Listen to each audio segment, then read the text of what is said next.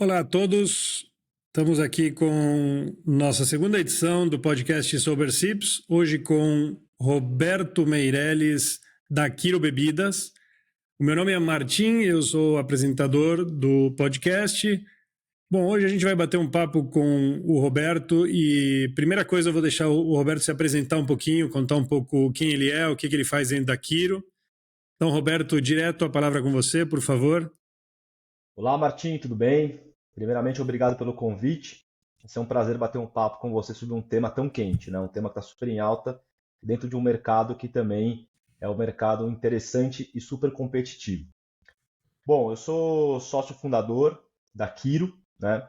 É uma empresa de bebidas especiais sem álcool, né? O nosso objetivo é muito quebrar o estigma de que bebidas sem álcool elas são sem graça, né? Então, Quiro ela vem para preencher essa histórica lacuna de ofertas de bebidas não alcoólicas para maiores de idade consumirem socialmente, né? E de alguma forma a gente ressignificar a dependência que nós adultos temos do álcool dentro de contextos de socialização. Legal. Vocês são uma switchover, né?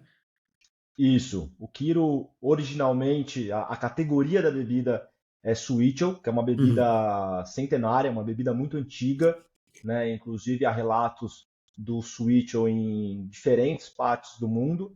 E como muitas outras bebidas, até como o próprio kombucha, assim, é uma bebida que com o tempo ela foi sendo esquecida.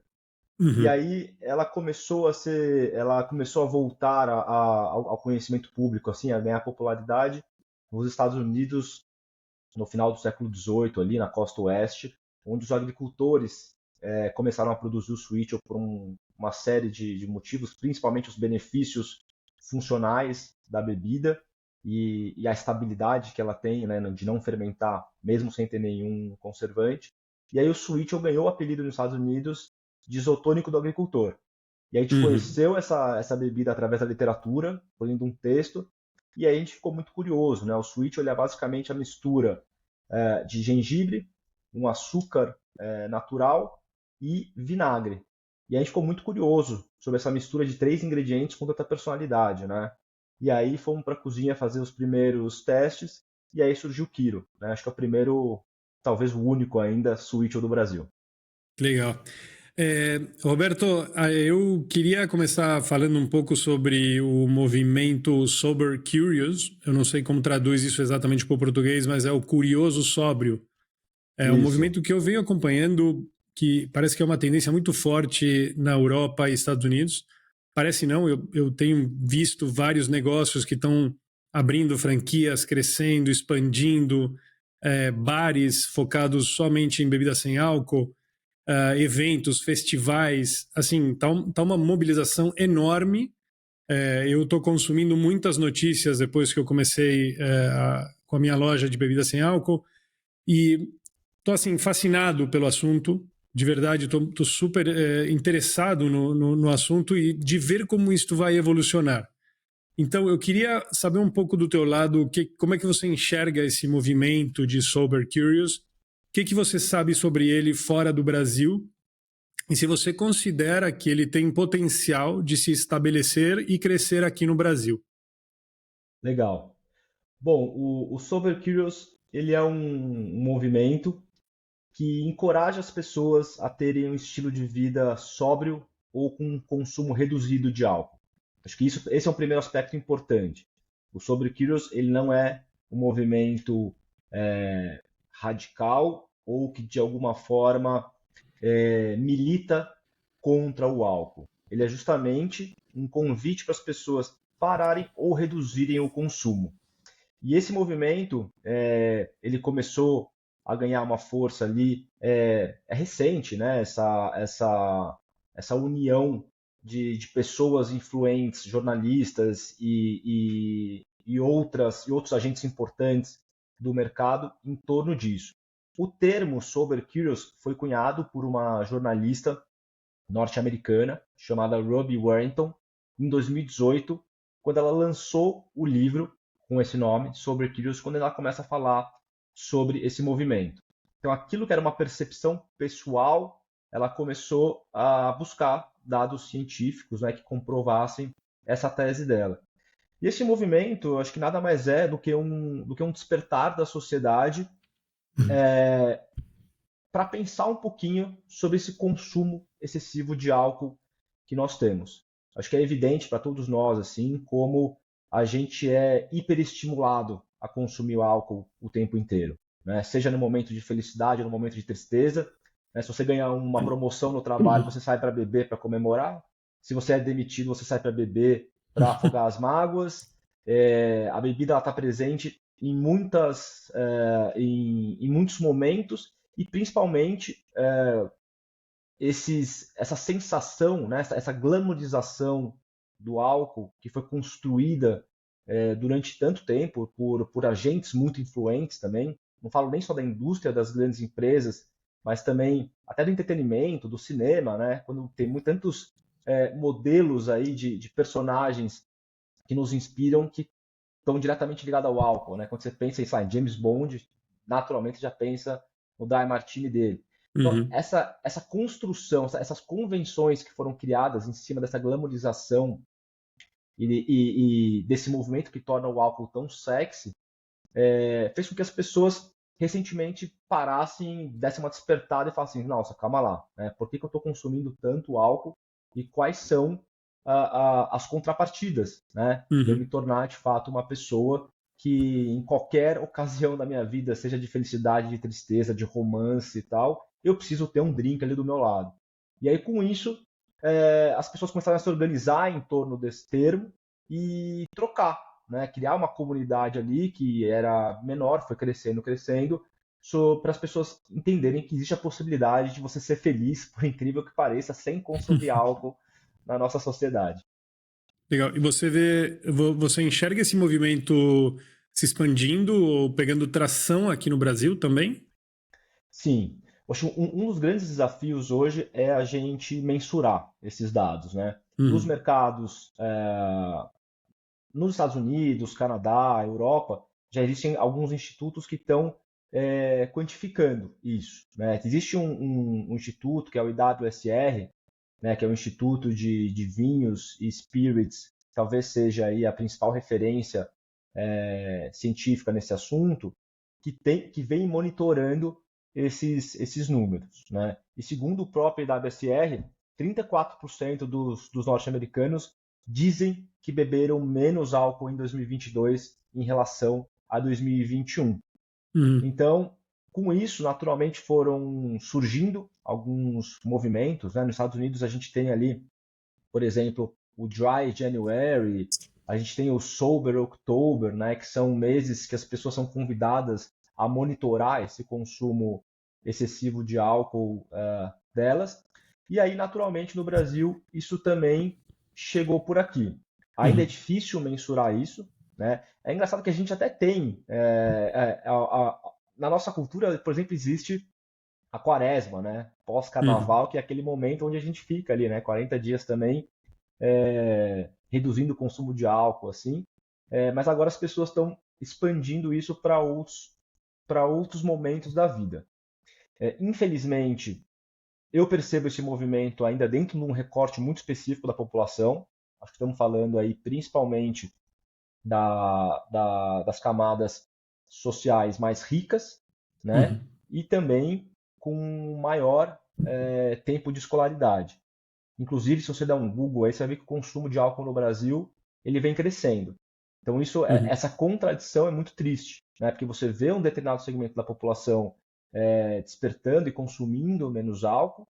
Por outro lado, as camadas mais vulneráveis elas estão consumindo mais álcool. E, cara, infelizmente isso, né? O álcool ele é uma arma social que está apontada aí para a população preta, para as mulheres, né? Mulheres aí incluem inclusive as mulheres ricas que sofrem com as violências domésticas, enfim, as Uhum. mazelas todas do álcool que a gente sabe. Mas felizmente existem sim indícios concretos de que no Brasil, dentro de determinados recortes, as pessoas estão consumindo menos álcool, sim. Bacana, legal. Mas assim, o movimento em si não existe ainda, então. Existe alguma uma pequena tendência, né? Mas não é um movimento. Eu acho que essa embalagem tão clara, assim, como tem Uhum, nos Estados Unidos, né, do movimento Sober Curious, acho que isso ainda não chegou no Brasil. Porém, a mídia começou a retratar bastante isso recentemente, assim, uhum, matérias nos principais canais de televisão, canais digitais, etc. O assunto ele começou a ganhar bastante força. Se você buscar informações nas redes sociais, assim, você encontra cada vez mais. Então, acho que a gente está caminhando, sim, para um momento onde estaremos tão bem organizados quanto fora do Brasil. Sem dúvida nenhuma, nos últimos anos isso aumentou bastante. E acho que a pandemia também é um elemento fundamental para isso, né? Infelizmente, a pandemia, né, foi um momento trágico, né, recente da nossa história. Porém, o consumo de álcool, né, todo esse assunto que eu estou falando, assim, essa consciência sobre o consumo excessivo de álcool, ela ganhou ainda mais força com a pandemia. As pessoas trancadas em casa perceberam que não ia uhum. rolar passar ali 1 ano, 2 anos consumindo a quantidade de álcool que elas estavam consumindo antes. E com o avanço da vacinação, né, com o fim da pandemia, esse hábito ficou e as pessoas perceberam de fato quais são as melhorias em você consumir menos álcool. Bacana. A seguir, Roberto, eu queria falar um pouquinho sobre empreendedorismo referente a bebida sem álcool, né, nesse mercado. Um, Você sabe ou tem, além da história de vocês, que eu queria que você também falasse um pouquinho dela, como é que a Kiro nasceu, um, o que motivou a vocês a criarem esse produto, não sei, um pouco da história da Kiro, como ela nasceu, e também se você conhece algum outro case de sucesso nos anos recentes referentes a bebidas não alcoólicas para adultos aqui no Brasil. Eu enxergo muita cervejaria artesanal grande, ou de médio grande porte, dentro do que as artesanais são. As cervejarias mainstream estão entrando muito forte, né? Por exemplo, a Corona Zero agora, a Corona, lançaram uma que chama Corona Zero Sun Brew, que eu achei ótima. Os sabores estão perfeitos, assim, né? Não tem como, eu não consigo distinguir de uma, se eu fizer um blind test, eu não consigo separar uma cerveja sem álcool de uma com álcool. A gente acabou de receber a Punk IPA da Brewdog, que é uma das IPAs mais clássicas de sempre, que foram uma das primeiras que eu comecei a me apaixonar pelo sabor da IPA, e agora a gente tem ela e ela é maravilhosa. Realmente ela é sensacional. Ficou igual ou melhor, eu até me atreveria a dizer que até melhor o sabor. Mas então, algumas histórias, você tem algum case de algum conhecido, de algum formato no mercado, algum lançamento, alguma coisa? E também falar um pouquinho sobre Akiro, que é uma história de sucesso, né? Se você puder então contar um pouquinho aí os origens, como é que está o mercado hoje em dia, o que vocês pretendem para o futuro, vocês vão lançar produtos novos, o que vocês vão fazer aí? Conta um pouco, Roberto, por favor. Legal, Martim. Então, assim, sobre esse aspecto, assim, me arrisco a dizer que Kiro é a primeira bebida não alcoólica para adultos do Brasil. A gente nasceu em 2017 com esse objetivo. Eu trabalhei bastante tempo para as grandes empresas de bebidas, né? Não trabalhei nas empresas, mas eu tenho uma outra empresa que prestava serviço para essas grandes empresas de bebida. E isso é uma coisa que chamava muito a nossa atenção, né? Como existia essa distinção das bebidas para adultos, elas necessariamente terem que ser alcoólicas, né? E, de novo, isso caminha muito para aquele bombardeamento todo que a gente sofreu ao longo da nossa vida, onde a gente tem que consumir álcool. E aí eu percebi a oportunidade de você ter no mercado uma bebida não alcoólica para adultos. O que isso significa? É uma bebida que, apesar de não ter álcool, ela é uma bebida que tem complexidade em sabores, né? Ela tem várias camadas, ela tem dulçor, picância, ela tem acidez, como costumam ser as bebidas alcoólicas. As bebidas não alcoólicas até então, né, os refrigerantes tradicionais, os chás, os sucos, eles eram bebidas soft, né, bebidas leves ou bebidas extremamente doces. E dentro de determinados contextos, elas realmente não caem bem. Né? Quando você vai sair com os amigos ou você vai fazer uma harmonização gastronômica, essas bebidas, sensorialmente, elas não se encaixam muito com esses ambientes. Então, o nosso objetivo foi oferecer para o público uma bebida que, apesar de não ter álcool, poderia te acompanhar nos rolês, poderia te acompanhar com um belo prato de comida, num restaurante ou cozinhando em casa, né? Então a gente começou isso em meados ali de 2017. Felizmente as pessoas perceberam a proposta. Até então era uma grande novidade. Quando você falava sobre bebidas não alcoólicas para adultos em 2017, gerava um estranhamento ali. Hoje já acho que as pessoas rapidamente entendem qual que é a proposta. E com o tempo a gente entendia que a gente precisava, né, conquistar o nosso espaço, aí, criar a nossa comunidade, oferecer os nossos produtos para as pessoas provarem e entenderem isso. E uma coisa muito importante, Martim, é o seguinte: a gente queria desde o início mostrar que as bebidas não alcoólicas elas têm vida e história própria. O que isso significa? Que você não necessariamente precisa consumir os primos sóbrios das bebidas alcoólicas. Então, quando eu falo de bebida não alcoólica para adultos, eu não preciso necessariamente falar sobre a cerveja zero, o gin zero, o vinho zero. Existe um universo de bebidas que são interessantíssimas, que historicamente não têm álcool e que podem cumprir esse papel.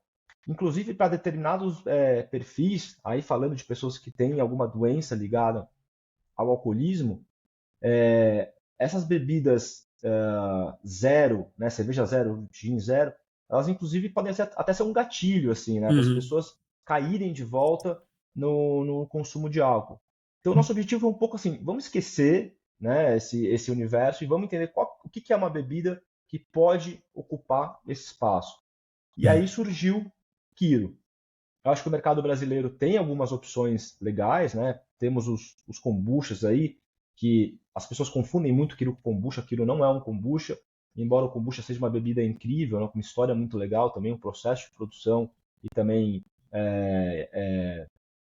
atributos, né, muito legais. Mas o mercado começou a se organizar de alguma forma. Assim. Eu acho que os exemplos mais icônicos, assim, falando do começo desse movimento todo, tem a Seedlip, que é uma empresa de destilados não alcoólicos gringa, que foi comprada pela Diageo em 2019, que foi um dos primeiros movimentos importantes assim de oferecer spirits não alcoólicos para alta coquetelaria, né? E aí, mais recente, a gente tem algumas marcas de refrigerante nos Estados Unidos, assim, tipo, por exemplo, a Olipop, a Pop, que são refrigerantes, inclusive, com utilização de vinagre na receita, e que tem números de mercados muito impressionantes aí, né? A Olipop, ela fez uma rodada no ano passado aí de 30 milhões de dólares, teve um faturamento de 200 milhões de dólares em 2022, ou seja, isso mostra que não é uma brincadeira, não é um modismo, assim, é um mercado que de fato está estabelecido. E aí pensando nas grandes empresas, né, falando agora de Ambev, Heineken, né, essas gigantes aí, a Heineken lançou há um mês, mais ou menos, uma linha de refrigerantes para adultos, né, chamada Clashed, né, que são refrigerantes à base de malte. Eles inclusive falam que é brewed, né, que é o mesmo termo utilizado para cerveja, né? Então eles lançaram também 3 sabores. Então assim, para a gente, inclusive para a Kiro, isso é legal, né? É mais gente falando sobre o assunto, é mais gente mostrando para as pessoas que existe vida sem álcool e que é possível você se divertir, você ir num date, você ir numa festa, tomando bebidas gostosas, sem ter as questões todas que envolvem o álcool, ou que te dê o privilégio de ter, poder fazer escolhas, né? Poder não beber num dia que você não quiser. Bacana. Bom, acho que já para a gente caminhar para o fim, conta um pouquinho, brevemente, talvez, como é que foi o nascimento da Kiro? Como é que vocês começaram? Como é que começou? Qual foi o primeiro? Você estava um dia conversando com o teu sócio atual ou com a tua mãe? Conta assim os detalhes de como surgiu esse começo. Você falou que você vem de um mercado onde você oferecia serviço para algumas empresas relacionadas a bebidas, mas qual foi o momento assim que como é que surgiu a ideia de criar aquilo? Legal. Então, quem criou a primeira receita de Kiro foi o Lee, meu sócio. Ele que leu o texto que falava sobre o Switchel e ele começou a fazer isso na cozinha do restaurante de um amigo. Ele começou a desenvolver a bebida lá, e Uhum. rapidamente essa bebida se tornou a bebida mais vendida do restaurante, né? Virou como se fosse o drink da casa, assim, a bebida da casa, e as pessoas começavam a frequentar o restaurante e pediam para levar para casa, etc. O Lee é um conhecido meu de longa data, um amigo de infância, e eu convidei o Lee uma época para participar de um programa de empreendedorismo que a Inexplorato, que é essa minha outra empresa, Uhum. tem, que é chamado de Projetos de Garagem, que é uma iniciativa para convidar as pessoas a inscreverem os seus projetos pessoais para a gente viabilizar, acelerar, enfim, né, tirar aquilo do papel e fazer com que as pessoas possam de fato viver dos seus projetos pessoais. E aí eu convidei o Lee para inscrever projeto, e aí ele inscreveu a Kiro. E nessa época, era justamente a época que a gente estava falando sobre esse universo de bebidas não alcoólicas para adultos. E aí quando eu provei Kiro, eu logo me apaixonei. Assim, acho que Kiro tem Uhum. muitos atributos que se encaixam muito bem nesse contexto. Tem a questão sensorial, né? Kiro ela é potente, ela é complexa, ela é intensa. As pessoas, quando dão o primeiro gole, inclusive acham que tem álcool, né? Justamente por essa Uhum. educação de paladar. E também por questões de mercado. Assim, o Kiro ele é uma bebida 100% natural, feita com polpa pura de fruta, sem nenhum tipo de conservante, estabilizante, corante, não tem nenhum tipo de correção na receita, é uma mistura de ingredientes. E mesmo assim, ela tem uma validade de 12 meses. E ela não precisa de cadeia refrigerada. Ou seja, são características muito importantes para o mercado tão competitivo. Então, Uhum. o Kiro permite que você ofereça uma bebida de extrema qualidade, muito saudável, com operações mais simples. Né? Então, para uma negociação com uma rede varejista, com uma distribuidora, é super importante você ter uma validade extensa. E também a questão do frete, de você não precisar ter um frete refrigerado, isso também reduz bastante o custo de transporte. Então, que unia dentro de uma equação os atributos que eu acreditava que seriam promissores para uma bebida ocupar esse espaço. E não deu outra. Assim, quando a gente começou, a produção ela era bastante caseira, assim, Uhum. bem caricato mesmo, aquilo lá que a gente vê nos filmes aí, assim, a gente lá espremendo, né, processando gengibre, fazendo Uhum. as misturas todas ali, engarrafando de maneira bastante caseira mesmo. E essas primeiras batiladas foram super importantes para a gente testar o produto. E a nossa estratégia inicial foi entrar nos bares e restaurantes de São Paulo. Né? Uhum. Acho que uma das grandes capitais gastronômicas do mundo aí tem restaurantes que são grandes referências. A gente entendia que os bares e restaurantes eles iriam compreender nossa bebida, primeiro por estar ali no dia a dia e entender que existia uma demanda de fato por bebidas não alcoólicas, e também por serem pessoas que já estão mais acostumadas com alimentos e bebidas mais complexos, né? Então a nossa entrada foi muito legal, assim, logo nos primeiros meses a gente estava nos principais bares e restaurantes da cidade de São Paulo, estava nos restaurantes da Paula Carrossela, Helena Uhum. Riso, Alex Atala, assim. Então foi um cartão de visita muito legal. E além disso, a gente tinha os vendedores, né, que eram os garçons e garçonetes que, quando bem treinados, identificavam a oportunidade de oferecer quilo e ofereciam para os clientes que não queriam beber álcool, mas também não estavam afim de tomar uma tônica, um suco de tomate, um suco de Uhum. laranja, etc. E aí essa equação também deu muito certo. E aí a gente começou a ir abrindo uma rede muito legal de vários restaurantes de São Paulo. Quando você entra nessas principais referências, né, naturalmente existe um efeito dominó ali que as pessoas vão lá para buscar as novidades e acabam levando para os seus próprios restaurantes. E tudo caminhava muito bem. Até que chegou a pandemia e do dia para a noite os bares e restaurantes fecharam a porta do dia para a noite. Aí Uhum. foi uma loucura interna aqui, e aí foi quando a gente começou a buscar outros canais, né, investir em outros canais de venda. Aí estou falando aí já de supermercados, Mercado. online, etc. Né?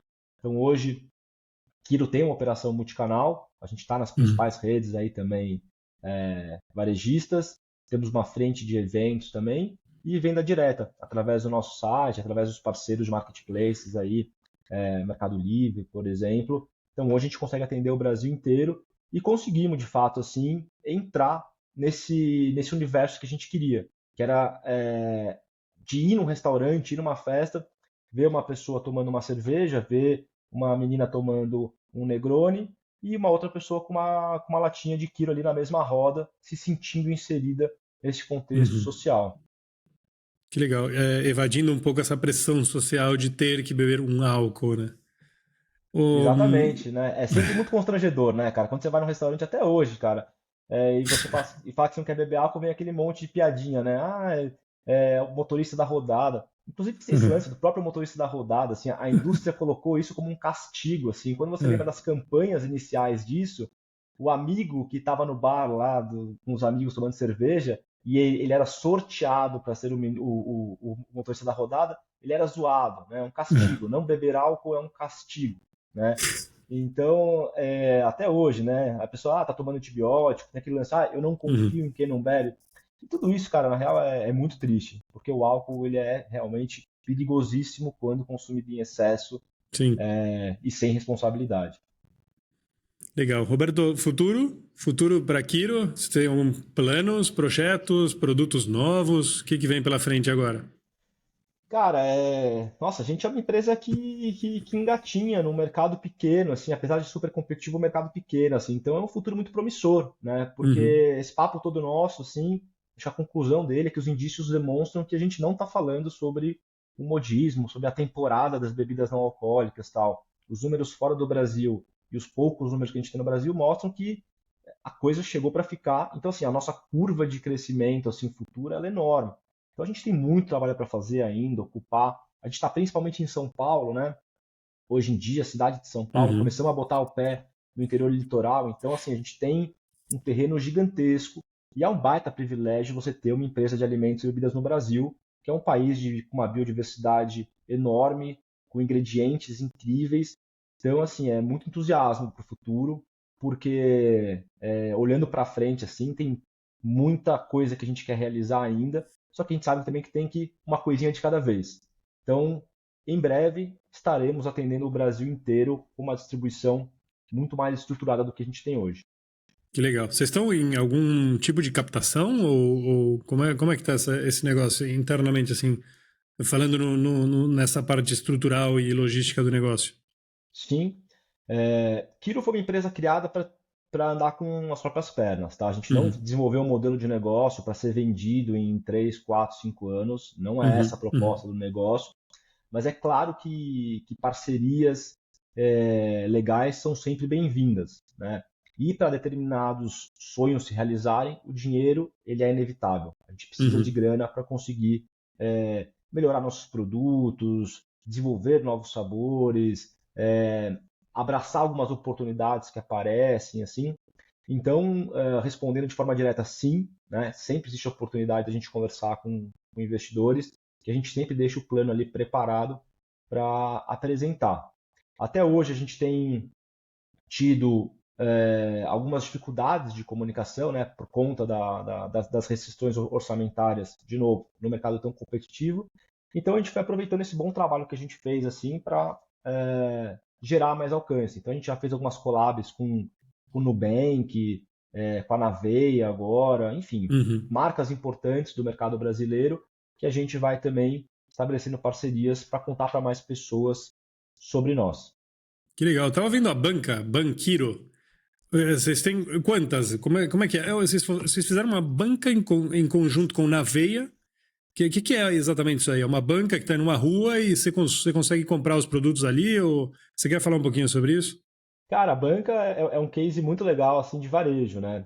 De Uhum. novo, a gente como uma empresa pequena com orçamentos restritos, a gente queria muito ter um ponto de venda físico, né? Uhum. E a gente está no bairro de Pinheiros, a gente tem muitos clientes em Pinheiros, a gente queria começar por Pinheiros. Só que os preços de aluguéis eram muito fora da nossa realidade, né? Você pegar uma pequena lojinha aqui no bairro assim era caríssimo. Uhum. Então, a solução criativa que a gente teve foi de ocupar uma banca de jornal, que são estabelecimentos que têm a cara da cidade, né? São ícones Uhum. da cidade de São Paulo e que, ao mesmo tempo, passavam por um momento muito difícil por conta da crise editorial. Então, conversei quando a ideia surgiu, a gente conversou com uma dona de uma banca de jornal em Pinheiros. Ela adorou a ideia, né? Ela estava vendo ali a oportunidade de se livrar ali de um problema que ela tinha, que era a banca. E aí a gente fez, em 2019, também, acredito eu, a primeira banca que uma marca ocupou na cidade de São Paulo. E a repercussão foi inacreditável, assim. A gente saiu nos veículos internacionais, Financial Times, na Mônaco da Inglaterra, Traveler Condé Nast, nos meios todos aqui do Brasil, Folha de São Paulo, Estado, UOL, enfim, o pacotão todo ali de mídia e tal. E começamos a ser reconhecido como um dos grandes cases de varejo. E a gente sempre chamou empresas parceiras para ocuparem a banca com a gente. Então a gente teve já a Inexplorato, a gente teve a Holistics, que é uma empresa bem legal também de hábitos de bem-estar. A gente teve a Positiva também, que é uma empresa também que trabalha com materiais de limpeza e bem-estar também ecologicamente corretos. E aí, nosso último convite foi para a Naveia, né? Uma empresa de produtos à base de aveia, né? Uma empresa vegana, que ocupou com a gente. E a banca é um sucesso, assim, ela é linda, ela é extremamente instagramável, ela é sempre uma plataforma de marca bastante legal. Então, convites nunca faltam, assim, para a gente abrir novas bancas, tal. É um case muito legal para uma empresa que precisa investir em marketing, mas não pode abrir mão da receita, né? Então, a gente não tem aquele... Quiro não pode ter aquele lance assim, vou investir nisso aqui para criar valor, gerar valor para minha marca. Não rola. Eu preciso que isso gere valor para minha marca e também gere receita. E a banca é um ótimo case disso. A gente tem um faturamento ali que é relevante, né? Tem uma operação positiva, ao mesmo tempo que dá esse alcance orgânico aí de mídia muito legal. Que bacana. Estava esperando passar o avião aqui. Até mutei o meu microfone. Roberto, então acho que é isso. Tá? Muito obrigado pelo bate-papo. Adorei as informações. Acho que tem muita coisa legal que você falou. A banca, ela opera todo dia, de segunda a domingo? De que horas a que horas? A banca funciona de terça a sábado, Terça a das sábado. 10 às 15 e das 16 às 19, na rua Tá. Cônego Eugênio Leite, número 825, bem em frente ao Futuro Refeitório, em Pinheiros. Ah, beleza. E vocês têm refrigeramento ali, refrigeração? Dá para pegar uma Kiro geladinha? Tem tudo lá, cara. Na banca você encontra edições especiais que você não encontra em nenhum outro lugar, testes que a Que gente legal. fez, tem a sacola, os bonés, as camisetas. Ali é a lojinha de Kiro, assim. E Que tem uma bacana. geladeira geladinha lá para sair com uma latinha na mão já. Que legal. Então tá, Roberto, eu agradeço muito o teu tempo, você ter participado aqui. Vou te convidar no futuro para um outro bate-papo, quando você tiver tempo. Achei o bate-papo muito rico, informações muito legais. Então, muito obrigado. Se quiser falar alguma coisa para se despedir ou só dar um tchau. E é isso. Legal. Eu agradeço novamente e fica o convite aí para as pessoas, cara, procurarem não só Kiro, mas também outras alternativas e perceberem que sim, é possível beber menos, é possível beber melhor e continuar no rolê, continuar se divertindo, continuar no happy hour. Dá para ser muito feliz reduzindo o consumo de álcool. Concordo 100%. Valeu, obrigado, Rodrigo. Fica aí, eu só vou apagar a gravação, tá? A gente conversa 30 segundinhos aqui no final. Você me chamou de Rodrigo, quer corrigir? Você já parou a gravação? Não, corto, não tem problema, Tá. perdão.